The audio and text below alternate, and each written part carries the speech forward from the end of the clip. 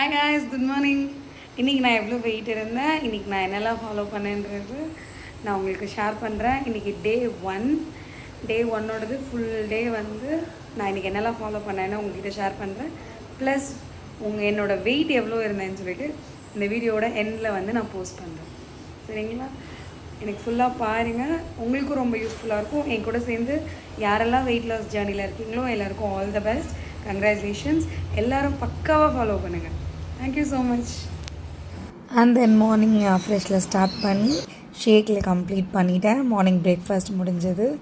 Again வந்து 2 liters தண்ணி வந்து எடுத்திருந்தேன் லஞ்சுக்குள்ளே. லஞ்ச் இன்றைக்கி பச்சை பயிறு சாதம், மேலே கொஞ்சம் ஆனியன் போட்டு, அதுக்கப்புறம் ஒரு ஆஃப்ரெஷ் வந்து சாப்பிட்டதுக்கப்புறம் எடுத்துக்கிட்டேன்.